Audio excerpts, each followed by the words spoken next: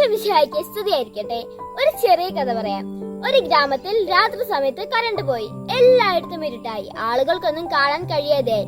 അപ്പോൾ ഒരു ചെറിയ കുട്ടി ഒരു ദീപം തെളിച്ചു. ആ ചെറിയ ദീപം ഗ്രാമം മുഴുവനും പ്രകാശിപ്പിച്ചില്ല. പക്ഷേ അതിന്റെ ചുറ്റിലുമുള്ള ഇരുട്ടകറ്റാൻ അത് മതി. അത് കണ്ട് മറ്റുള്ളവരും അവരുടെ ദീപങ്ങൾ തെളിച്ചു.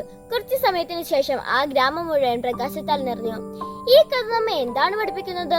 നമ്മൾ ഓരോരുത്തരും ആ ചെറിയ ദീപം പോലെയാണ്. നമ്മൾ ചെയ്യുന്ന ചെറിയ ചെറിയ സൽപ്രവൃത്തികൾ, സ്നേഹം, സത്യം, കരുണ, ഇവയൊക്കെയാണ് നമ്മുടെ വെളിച്ചം. നമ്മൾ ഒരാൾക്ക് സഹായം ചെയ്യുമ്പോൾ, ദുഃഖത്തിനെ ആശ്വസിപ്പിക്കുമ്പോൾ, സത്യസന്ധമായി പെരുമാറുമ്പോൾ നാം നമ്മിലെ വെളിച്ചം പ്രകാശിപ്പിക്കുകയാണ്. ഒരുപക്ഷെ നാം ചിന്തിച്ചേക്കാം, എന്റെ നിസ്സാര പ്രവൃത്തികൾ കൊണ്ട് ഈ ലോകത്തിന് എന്ത് മാറ്റമുണ്ടാകും? പക്ഷെ ഓർക്കണം, ഒരു ചെറിയ ദീപത്തിന്റെ പോലും ഇരുട്ടിനെ അകറ്റാൻ കഴിയുന്നു.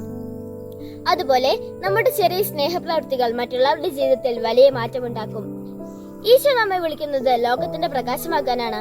അതുകൊണ്ട് നമുക്ക് ഭയപ്പെടേണ്ടതില്ല, മടിച്ചു നിൽക്കേണ്ടതില്ല. നാം ചെയ്യേണ്ടത് ഒന്നേയുള്ളൂ, ദൈവം നമ്മിൽ നിക്ഷേപിച്ചിരിക്കുന്ന നന്മയുടെ വെളിച്ചം തെളിയിക്കുക. ഇന്ന് നമുക്ക് ആത്മവിശ്വാസത്തോടെ പറയാം, ഞാനൊരു വെളിച്ചമാകും, ഞാൻ നല്ലത് ചെയ്യും.